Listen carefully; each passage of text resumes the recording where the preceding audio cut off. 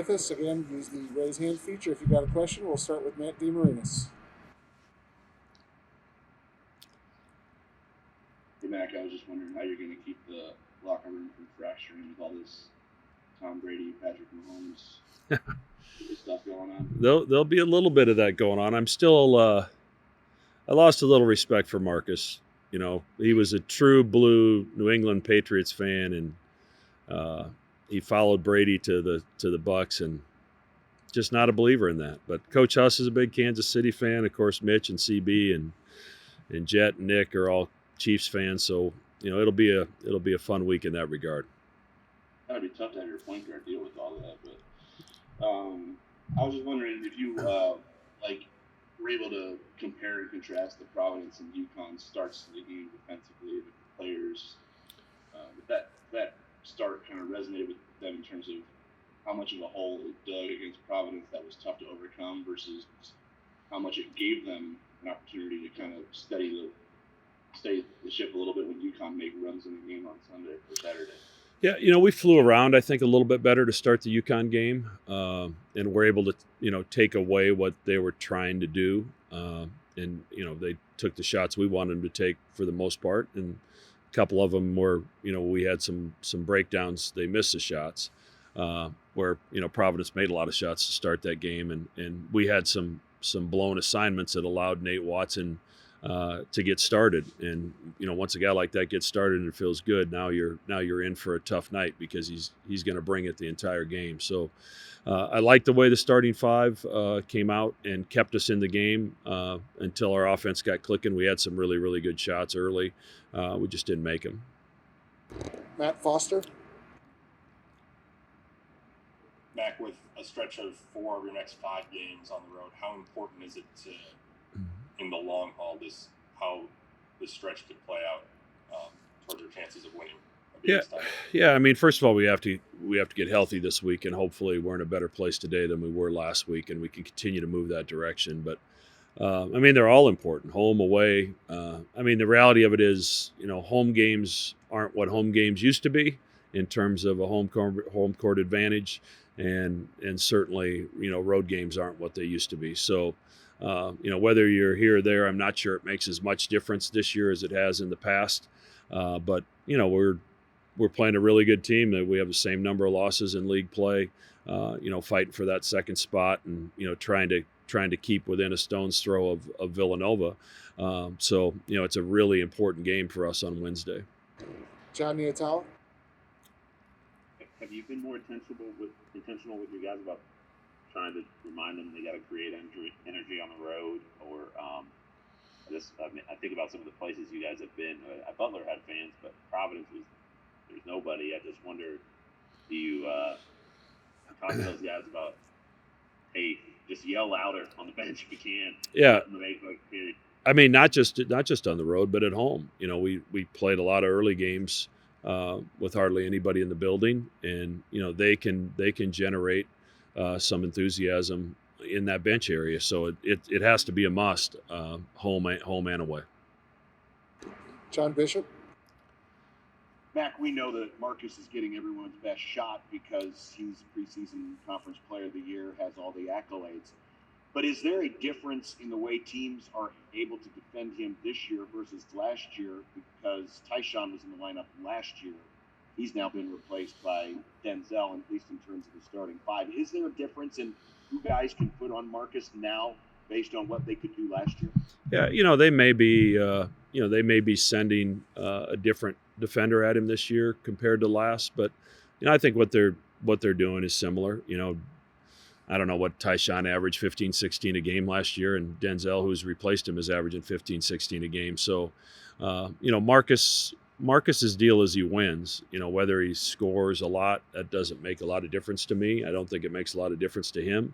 I think he just cares about winning, and he impacted the game in a big way on Saturday, in a game where he didn't shoot it great from the three-point line, but got to the basket, made some nice plays for his teammates, and then defensively he's leading the charge there as well. Rex.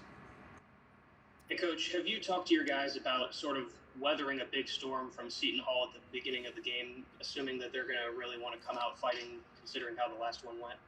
as I look out the window, we're weathering a big storm right now. So yeah, I mean, we're going to get their best shot, and they're coming off a loss to Villanova. That was a great game. Could have gone either way in the last minute or so. So anytime I think you have a game that turns out the way our game turned out, it was a much closer game than the final score would indicate. And you have one of those games where sometimes you have games where everything kind of bounces your way, and sometimes you have games where it feels like every 50-50 ball went to them, every bounce, every wrap up that could have been a foul either way was called against us. In that Seton Hall game, as I've looked back, we played well. They did not play very well, and we had a lot of good fortune. And when those three things kind of meet in the middle, you're going to get a game like that when you have two good teams. So it'll be a much different game when we go to Jersey this week. Again, use the raise hand feature. If you have a question, we'll go back to John Natal. Greg, your guys' teams have been traditionally so good at defending without fouling, and I feel like this last week, maybe even before that, I don't know, the game's been tightly whistled. I know you can't comment on officiating, but my observation is they've called a lot of fouls, so that's impacted it some. But what can you do differently a little bit to just be, I don't know, a little bit more careful about not getting in foul trouble or putting teams on the line? Yeah, we actually talked about that a lot this week as a group. I think especially fouling guys while they're shooting the basketball or in the act of shooting. That's something that we've been great at in the past. And for whatever reason, we're getting that little reach in at the end that's getting us a lot of cheap fouls. And we cleaned that up a little bit better for UConn, and we'll have to do that again for Seton Hall. But it's been a staple of our defense is to try to do what we do without fouling. I think you're going to get some fouls. I mean, let's be honest, teams are trying to pound it in against us. We're a little bit undersized with Christian, and then you're coming with a freshman off the bench. So people are trying to take advantage of that, and those guys have racked up some fouls as a result of that. And what we ask them to do in the ball screen coverage is not easy. You have to be mobile. You're jumping out on some pretty good guards, and on occasion you're going to get some fouls. So I just actually finished watching film with Christian, and one of the things we talked about, there's some fouls you can eliminate, but there are some that you can. Like, you just can't get the foolish foul. The one he dove for the ball, his first foul of the game. Great hustle play, but the odds were the guy was picking up the ball already, probably wasn't going to get it. He dives on the floor, takes his legs a little bit, and gets a foul. And those are the kinds that we have to try to eliminate so we can keep those guys on the floor a little bit more. Rex? Also, wanted to ask you about your next two games, since Rob said this would be the best time to ask you since you guys are going to stay on the road. First, DePaul, two lopsided games against them last year in your favor, but, new season, first look at them this year. What do you think of that game? Yeah, I mean, I haven't watched a ton of them yet. I did watch their game against Seton Hall again last night, and I caught the last 8 or 9 minutes the other day when they won at Marquette. Long, athletic, very aggressive defensively, switching a lot of screens, very active at the rim in terms of challenging shots, get out in transition. And, I've always been a big fan of Charlie Moore and the job that he does. And Romeo Weems is a terrific talent. But they've got a good core of players. I think they've added some transfers that have really helped them as well. And, they've probably, I don't know there's many teams in the country that have as bad of luck as they've had. I think they were at Iowa State when that game was canceled, at St. John's when that game was canceled on the floor, and then in D.C. when their Georgetown game was canceled. So, those kids and that staff have had to endure a lot. And, just to be back playing basketball, you can tell they're playing with a lot of energy and a lot of fight. And, they got their first win this weekend. And I'm sure, we're going to see a hungry team on Saturday. If I could just ask you about the pink out game too, have you thought at all about what that atmosphere is going to be like this year without having that sea of pink filling the arena? Yeah, it's going to be different. We're doing it on February 3rd, and the auction is actually ongoing right now. I think we have 2.5 days left. So, my hope is while we can't experience what we, like to experience on that particular night with the pink and the powerful message that sends, that we can still continue to raise the funds and continue the fight against cancer. So, I'm hopeful that this auction will finish strong here the next couple days. And when the time comes, we'll get the messages out that we want to get out in terms of the importance of early detection in the fight against cancer, and it's something we talk about every year. And there's a lot of crazy things that have happened in our world over the course of the last 10 or 11 months.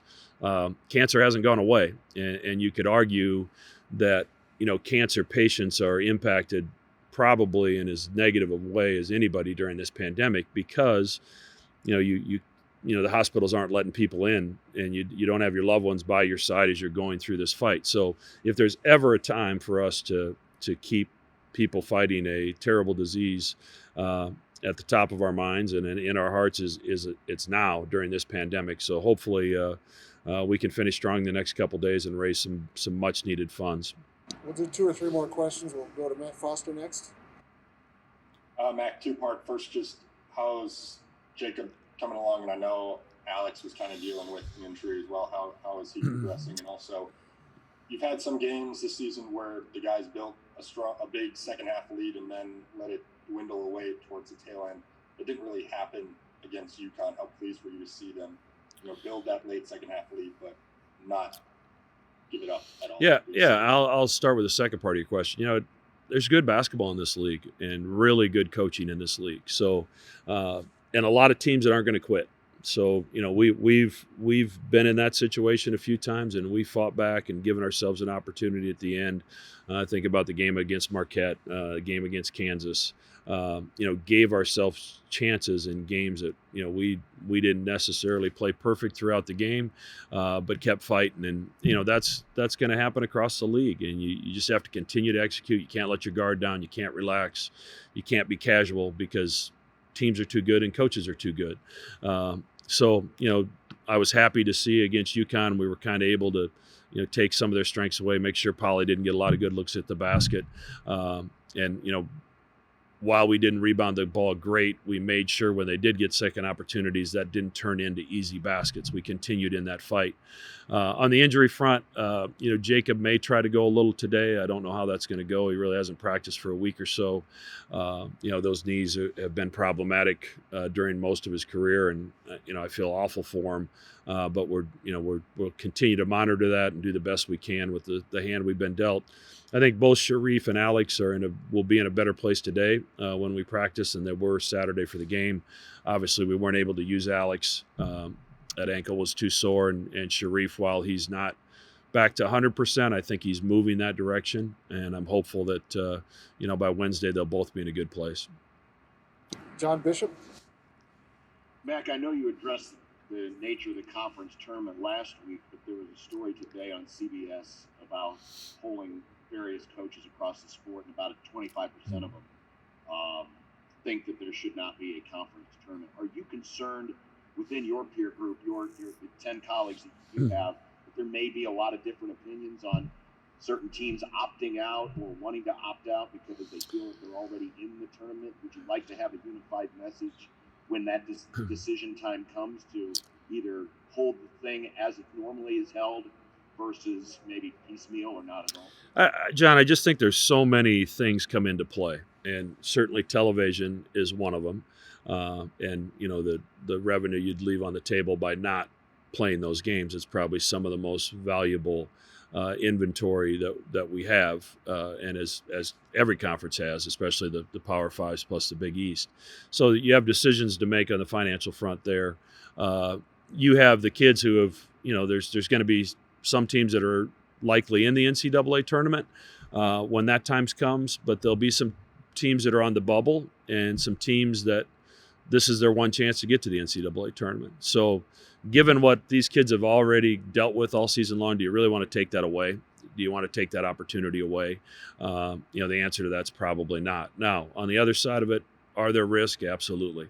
When you're going to bring everybody together, and I think the protocols that the Big East will put into place to keep us safe will do as good a job as anybody in the country. But those will be conversations that I think will be continue to take place.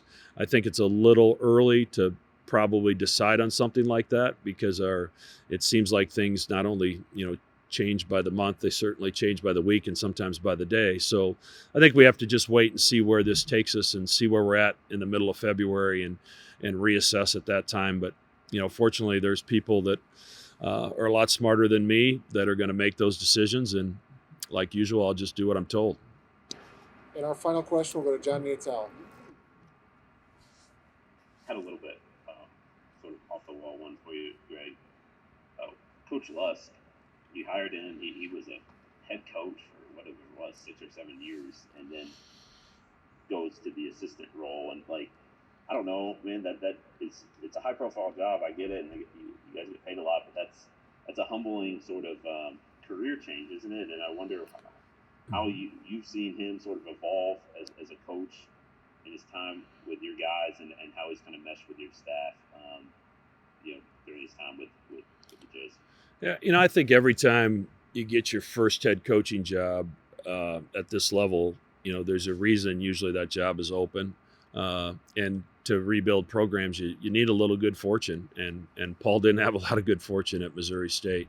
Had a lot of injury and some really crazy situations with guys not being available to play that forced him to not have a gun full of bullets when it came time to play his games. But there's never been a doubt, since I've met him a long time ago when he was a young coach, and then watching his career with Coach Painter and then moving on to Missouri State. He's a ball coach, and whether that's in a head coaching role or an assistant coaching role, the guy loves to coach basketball. And he's great with guys. He has a way of teaching that's the right way of teaching. He holds guys accountable, but in a respectful way. And the guys will run through a wall for him. And our defense has improved during the time that he's been here. Some of the changes that he's brought to me have been really, really good. And I think the consistency with which he teaches it day in and day out, and the message is consistent. And that allows guys to kind of work towards the goal of where we want them to be defensively, individually, and collectively. But you start with hiring good people, and there's nobody better. He's a great person. The guys love to be around him, and we're fortunate to have him. I hope he'll get an opportunity to be a head coach again, because he's certainly worthy of that. Hey, Shereef, you've been playing with that hurt ankle for the past couple of games. Just how's that feeling for you? It's been kind of frustrating just because I don't feel 100. I feel like it's been kind of messing with my speed and the way I move as far as offensively and defensively. But that's something I just got to keep working on, seeing my trainers get treatment, recovery, and just doing the things I need to do to get back to my normal self, But it has been a struggle. It has been frustrating. But that's just something that I just need to keep working on and building on in my ankle to gain that strength and come back healthy. Matt Foster. Shereef, starting Wednesday night, you go on a stretch of four road games in your next 5. What's kind of been the team's mindset heading into this stretch after you just had a bunch of games at home? Just knowing that we lost 2 out of the last 3. This is a big stretch where we could get on a run, win some games, get ourselves back into that the level we was playing earlier this season. And I just feel like we just have a locked in, focused mindset that we just need to go in wherever we go, to take care of business and do what we got to do, just play Creighton basketball. And honestly, everything will take care of itself if we do all that. John Nietzel. Shereef, what is game day like if you're dealing with an ankle that's kind of like a little iffy? I mean, I'm talking about like pregame, because I don't think I remember seeing you out in warm up. Like, what are you doing to try to get yourself ready to go, and then where you're able to say, well, you know what, I can tough it out?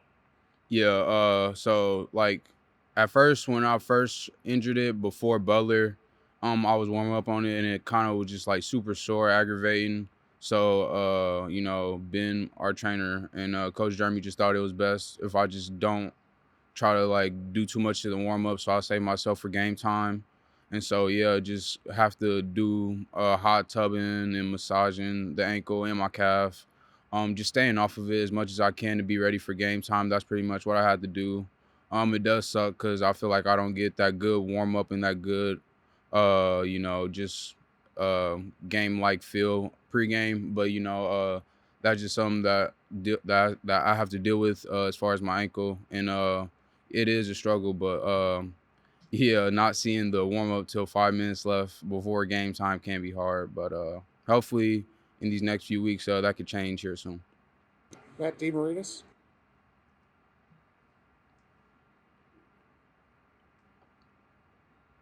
Shereef, there's been some games where you guys haven't been quite juiced up enough at the start and tip off, and some of those games you've been able to kind of find it mid-game or somewhere in there and recover from it, and then others it's just kind of stayed flat and stagnant. You haven't been able to recover in terms of being able to get the win. Like, do you get a sense of that when the game's going, especially since you're basically the first rotation off the bench? Like, all right, we don't have enough juice here.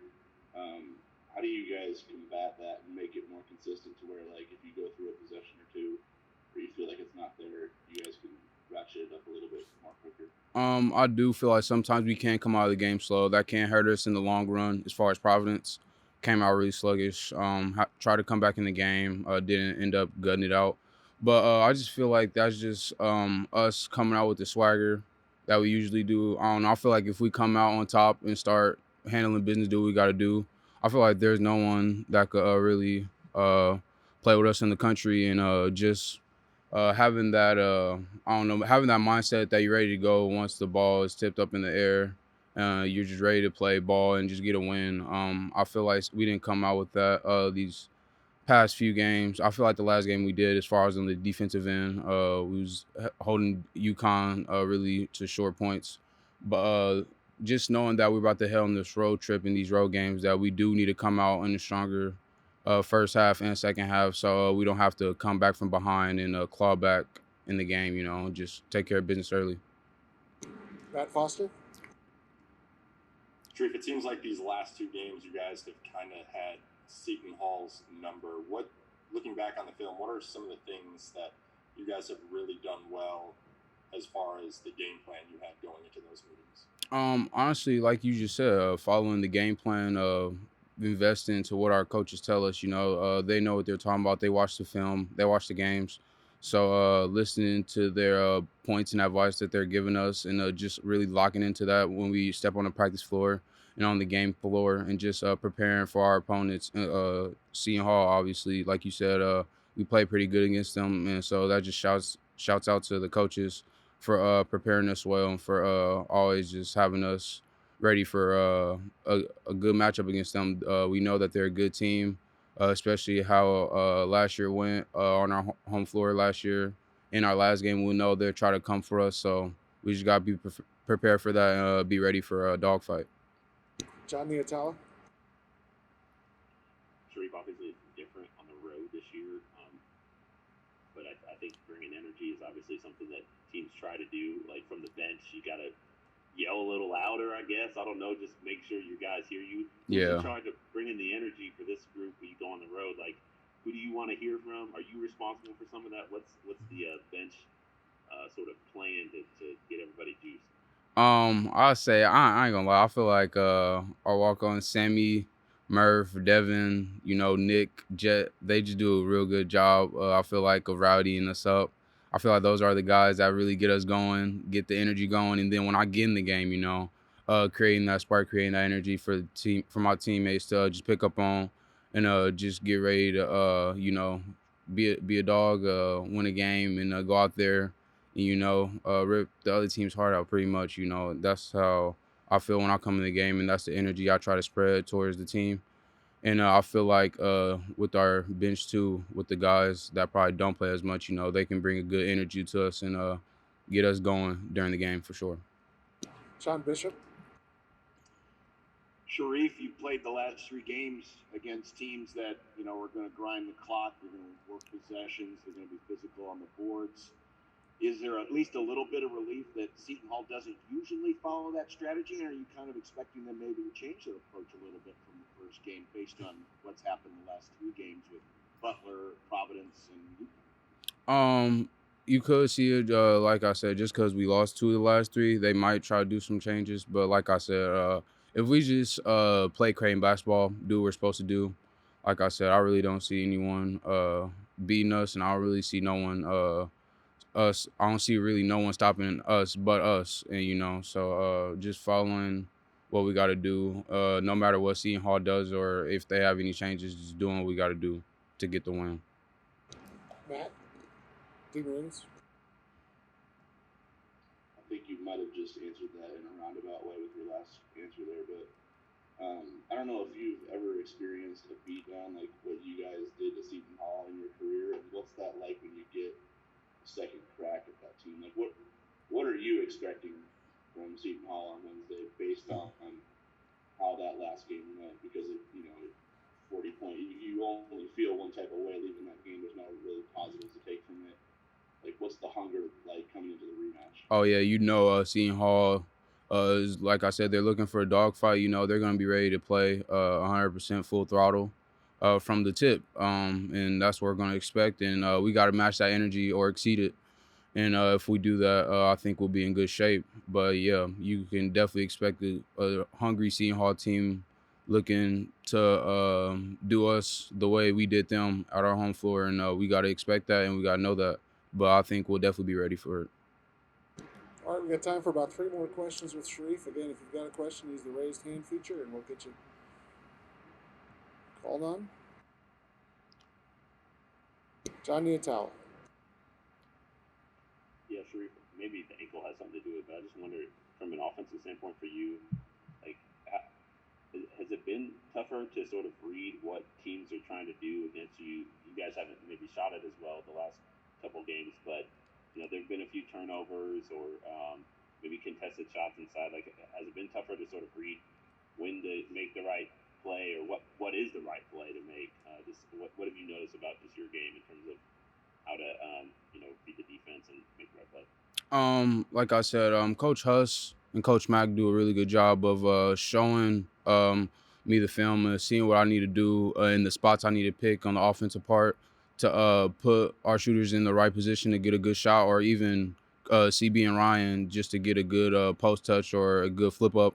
So that all goes with film and just seeing what they do and how their defense is created to for our offense to counter it. And so yeah, like I said, the Coach Huss and Coach Mack just put me in a good job with that, and just seeing it on film and then translating that to the court. That's something that makes it easier for me and Marcus, I feel like, with them two helping us with that for sure. Any additional questions for Shereef?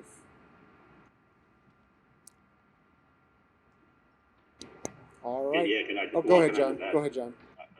You've been watching a lot of film then? Yeah, I usually watch film with either Wrench or Coach Mack pretty much. Those are the only two. I pretty much watch film with Coach Luss as well. Just getting in with them, getting the coaches, getting their views of the game and my game and how they view my game, that's important. And just getting that feedback, to elevate my game and just also help the team, whatever I need to do for the next game. All right, Matt DeMarinis, we'll have the final question with Shereef. Yeah, just off that a little bit, I can remember, now that I think about it, like those side sessions with Wrench and Lusk with Tyshawn last year seemed to be pretty vital. You could see that he took something from those things every game, because he would come out with something different, a little nuance here or there. What are you taking from those side sessions when you pick those guys' brains and then you see it on film, what they're looking at, and how you identify certain things that you can do better? Well, first, Coach Luss and Coach Wrench, they both played Division I basketball. Obviously I am too, at a high level.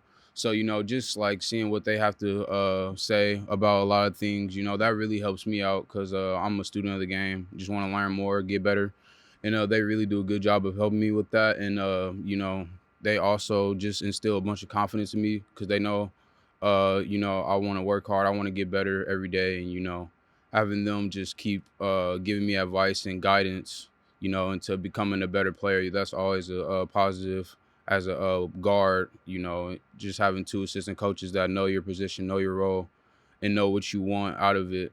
So those two are a blessing.